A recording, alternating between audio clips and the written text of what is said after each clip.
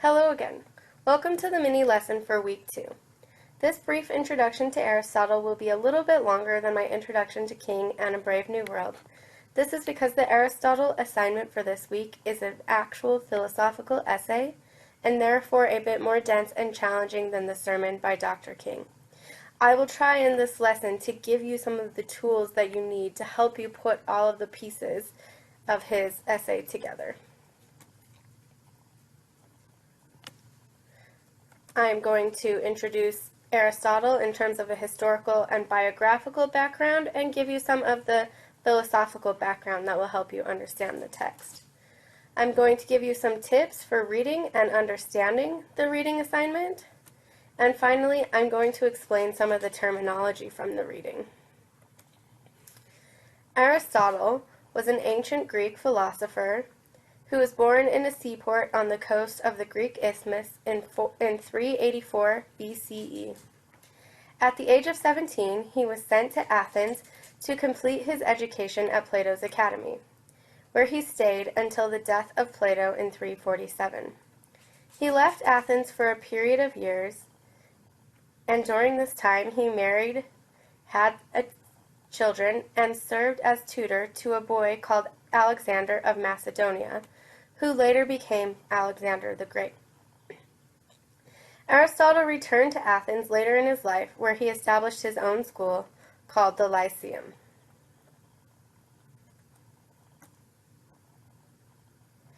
In his Lyceum, Aristotle studied and taught many subject areas outside of what would traditionally be called philosophy. However, the literal translation of philosophy means love of wisdom. And for Aristotle, this love of wisdom was connected to knowledge of all types of things. He therefore pursued wisdom in a variety of subject areas beyond traditional philosophical subjects. In this fresco, The School of Athens by Raphael, Plato and Aristotle are depicted here in the middle. Unlike Plato, who you see pointing up toward the sky, toward the heavens, or the world of ideas, Aristotle practiced his love of wisdom in ancient Greece by studying not only traditional philosophical topics, but also math and logic, physics, astronomy, biology, botany, agriculture, psychology, political history, medicine, music, dance, and theater, which is why in this painting, Aristotle is depicted as pointing down towards the earth. The pursuit of wisdom is not only knowledge of the world of ideas, but knowledge of the world around us.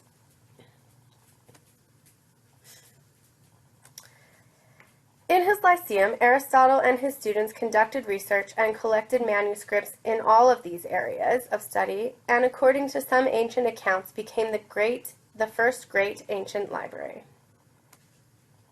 For our reading, it may help you to know about the way that Aristotle categorized the different types of knowledge or study.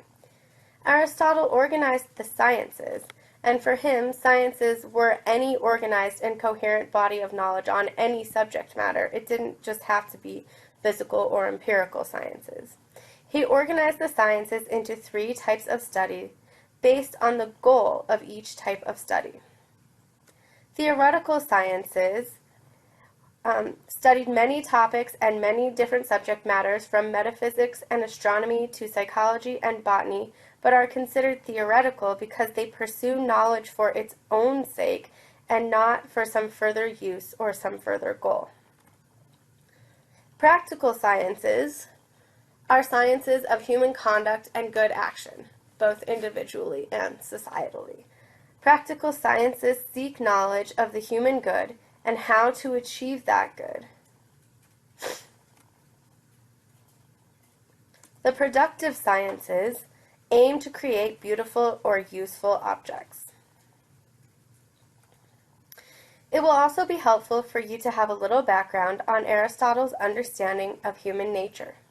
For Aristotle, any living thing, anything that had the power of self-motion, including both growth and motion from place to place, is a compound of matter plus soul. Matter is the kind of stuff or material something is made of. For example, two statues that have the same shape and the same dimensions could still be made of different kinds of stuff, different materials, such as marble or bronze. The matter would be the material they are made of, even though the shape and form of the statue are the same. Soul, for Aristotle, is not the religious concept of something that survives the death of the body, but is rather the animating or vital force that differentiates living matter from not living matter. It differentiates living matter such as plants from not living matter such as rocks and sand. The soul of any living thing is what organizes the matter into its characteristic shape or form and gives it the power of self-motion. Plants have a vegetative soul. They have a soul that's responsible for nourishment and growth. Animals, like plants, have the vegetative function of the soul, but their soul also has a second function, and that function allows for sensory perception, emotion, and desire. Human souls share with animal souls the previous two functions, the vegetative function and the sensing function, but have an additional level, the rational function. That is, the human soul has a part of the soul that's responsible for logic, abstract thinking, and understanding, or contemplative activity.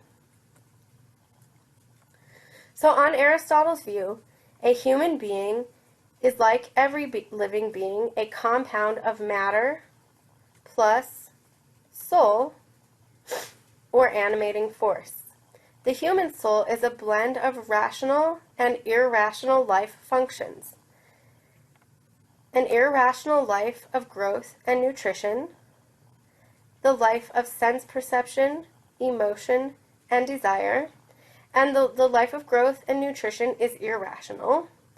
The life of sense perception is irrational by itself, but can participate in the life of reasoning by obeying or being guided by rational principles. Think about the difference between a baby who eats, poops, sleeps, grows, hears, sees, feels, through touch, desires food, comfort, pleasure, and relief from pain, who gets angry and sad and joyful. And now compare that baby to a mature adult. The adult also senses and desires and feels emotions, but in a mature adult, these feelings and desires are tamed and ordered by reason. Whereas, trust me, you cannot reason with a 1-year-old. And that's why Aristotle thinks that this second part of the soul, the life of sense perception, emotion, and desire, is irrational by itself, like the 1-year-old, but can become rational when regulated by reason. Finally, the human soul is also composed of a fully rational part or function, which we just call reason and understanding. It is this part of the soul that is responsible for the human ability to have abstract thinking, knowledge, big picture knowledge, general types of scientific knowledge, and engage in contemplative activity. Okay, so that was the sort of background on Aristotle's philosophy, his understanding of how knowledge is categorized, and his view of human nature. I'm going to give you now some tips for reading and understanding the text. The first thing I'm going to say, print and annotate the reading assignment. I know some of you, maybe most of you, will just try to read this on your computer or maybe even your phone. Don't do it. It's not a good idea. Your comprehension of the reading will increase significantly if you print it and write notes on it. And that's not just me. I'm not making that up. There have been several studies that show that reading comprehension goes up when you can annotate the text. So when you're annotating the text, when you're making notes on the text, don't just highlight or underline either. But really annotate, really make notes, write in the side. Oh, this is where he's giving us his standards for the highest good. This is where he's telling me his definition of the highest good. Anytime you want to highlight or underline something, just make a little note in the side to remind yourself why you thought that was important. Okay, next piece of advice. You gotta read it more than once. Sorry, you really do. To understand it, to really get it, you're gonna have to go through the assignment at least 2 times. Okay. So on your first read through, go for the big picture. Try to get the main argument. What is the highest good? What is the highest good? What does he think the highest good is? And what is his main argument for why that is the highest good? So I want you on this first read through to just pay attention to the structure of the main argument. Outline his argument. Now, this is not the same thing as paying attention to the structure or outlining the structure of the essay as a whole, because in the essay he sometimes breaks off into discussion of other related topics. For example, he's going to talk about other valuable goods and how they're related to the highest good. The essay itself is actually probably more a compilation of notes or draft than a polished, finished text. Most of Aristotle's finished works seem not to have been passed down through history, and we really are left with more of his notes and drafts. However, his notes, these notes do contain a systematic argument about what is the best good for human beings. And on the first read through, I just want you to try to get a big picture of what that argument is. So pay attention to the structure of that argument. And to help you pay attention to the structure of that argument, I'm going to tell you what the structure is. First, the first thing Aristotle does in his argument, not the first thing he does in the essay, but the first thing he does in his argument about the highest good, is to establish standards or criteria for what will count as the best or highest good. He's going to tell you what makes a good higher or better for human beings than any other good. He's also going to identify the good he considers to be the best good for humans, and he's going to explain in a broad, general way how that good meets each of those standards that he previously established as standards for the highest good. Okay, so that should make sense. He's going to tell you what his standards for the highest good are, he's going to tell you what he thinks that best or highest good is, and he's going to tell you how it meets each of his standards. That's his sort of general argument. And after he goes through the general argument in this broad and sort of general way, then he's going to get more specific. But if you, after your first reading, can identify what standards he's using, identify what good he thinks is best, and explain how that good meets each of these standards, then you're doing pretty well. But the structure of Aristotle's argument goes from broad to specific. So after he gives you this general way that the best good meets his standards, he goes on to define that best good in much greater detail and much more specificity. And then he goes on to explain very precisely and specifically and in detail how that good, as he's defined it, meets all of these standards that he's established at the beginning of his argument, and not only how it meets all of those standards, but how it meets them more completely than any other good. So that's the structure of his argument. He establishes some criteria or standards, he identifies his highest good, he explains how that highest good meets each of his criteria in a general way, and then he moves to specifics. He gives a much more specific and detailed account of what that good is, and a much more specific and detailed account of how that good meets each of his standards more completely than any other good. So that's what you should really try to get on that first read through.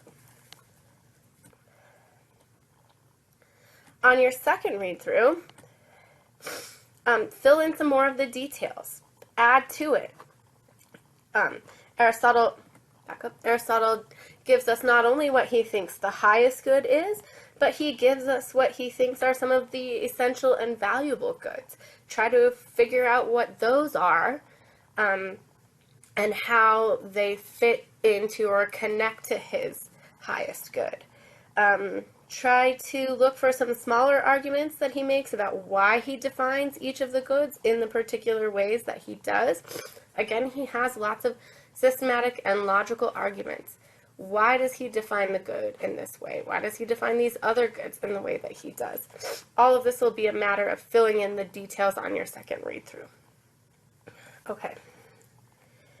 On both readings, don't rush. You cannot speed read philosophy. You can't do it. You can't do it and understand it. I mean, you've got to go slow. Which is another reason why I want you to print it out. It'll make you go slower. Read the footnotes. I know you'll probably just pass right over them, not even notice they're there, but the footnotes were actually written by the translator and editor of your text, who is writing them specifically to help students who are not familiar with Aristotle understand what's going on with Aristotle. So I think you'll find them very helpful. Read the footnotes. Paraphrase. So, as you're reading through, every section or every paragraph or so, stop and try to explain to yourself what is going on in the text. What is he saying here? How is it connected with the things that he said in the previous passages of the text? If on your first read through you can't paraphrase part of the text, just put a question mark by it and keep moving. Just keep moving forward on that first read. Then on your second read, stop and pause at those places where you had question marks and see if you could paraphrase them now. And if you still can't paraphrase them, it would be a good time to stop and post some questions to the general questions forum so that I can help you start to understand those parts of the text that you're not getting even after a second or a third read through. Paraphrasing a text, though, is a huge skill that helps you increase and test your reading comprehension.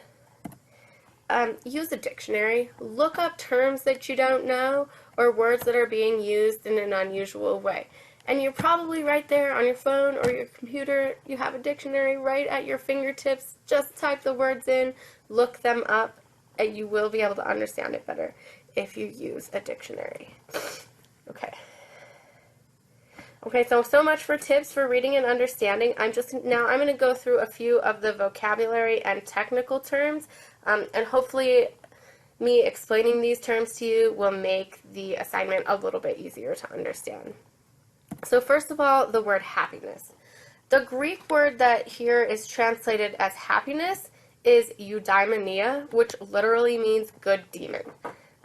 We don't have any word like it in English. We don't have anything in English that sort of means the same thing as this word, so translating it is kind of difficult. Happiness is the standard translation, but really it kind of has some sense of like a life that's blessed by a good spirit or lived with a good spirit, something along those lines. Other translations of this word that might be equally good are complete well-being, flourishing, or thriving, or blessed.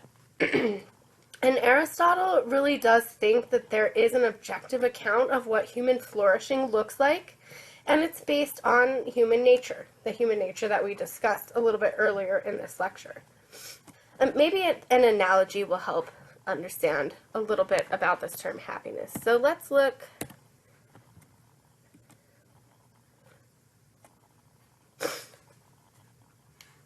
here at these two oak trees.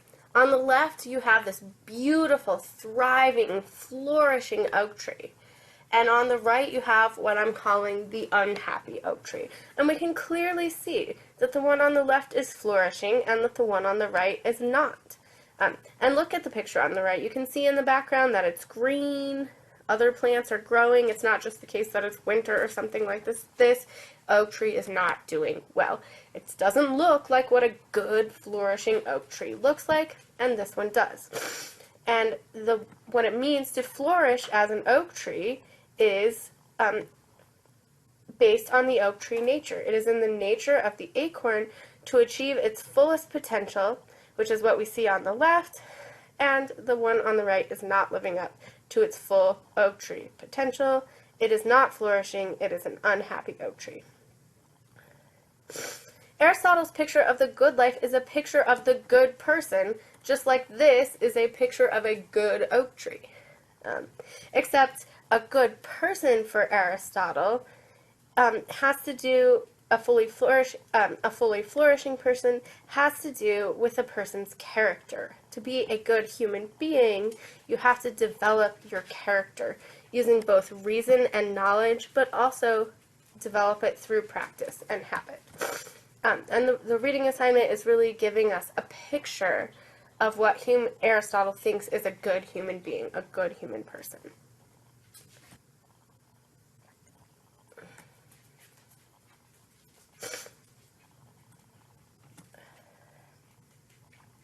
Next word, end.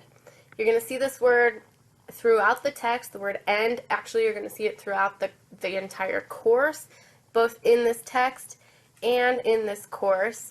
The word end is derived from the Greek word telos, which means ultimate aim. So the word end, as it's used in this text and in any of the assignments that we'll read this summer, does not refer to a temporal ending. It's not like the end of a story or the end of summer. That's not what Aristotle means when he says the word end. What he means by the word end is the goal, objective, or aim of something.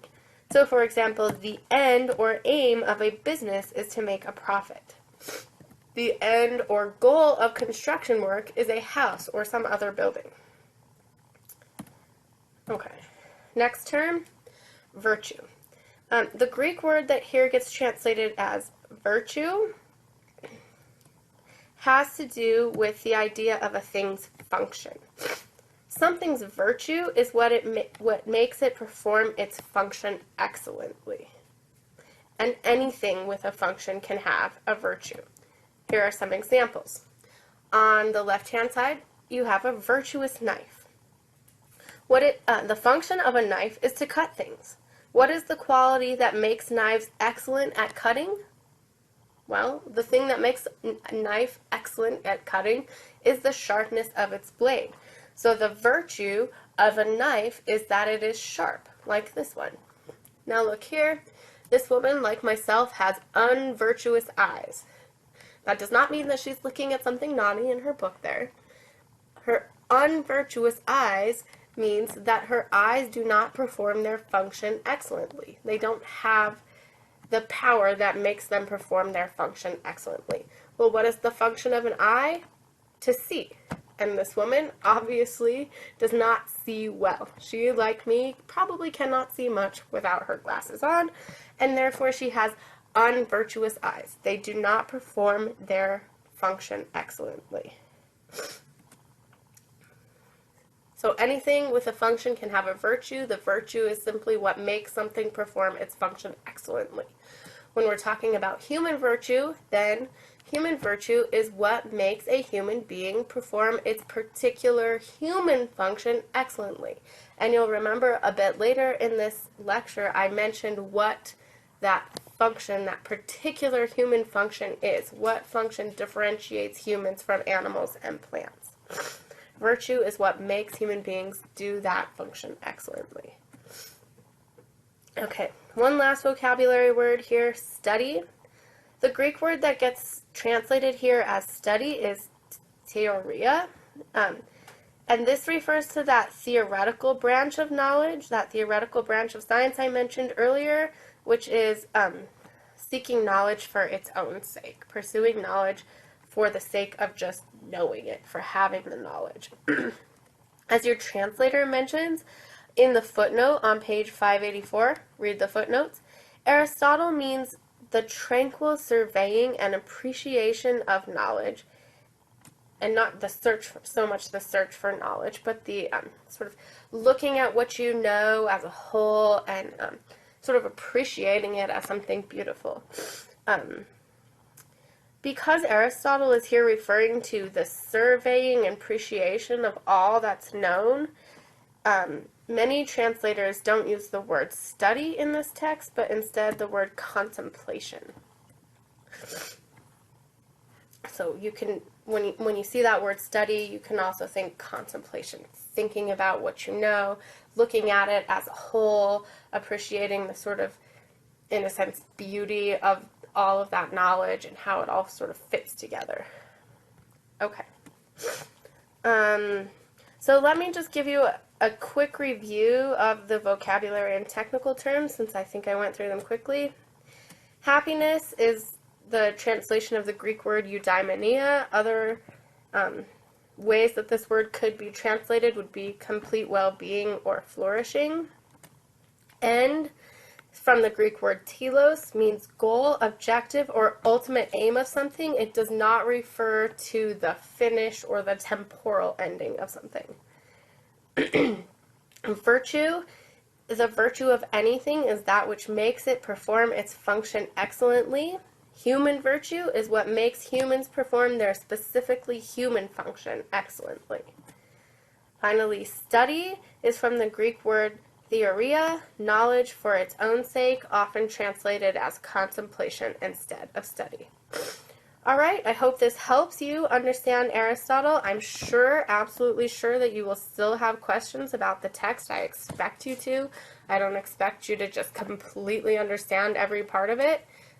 But please post those questions to the general question discussion forum on Blackboard so that I can answer them for everybody. If you have the question, probably somebody else does. And also, if you can make it this week, it would be a great week to attend the reading roundtable on Wednesday. Okay, good luck, have fun, think hard.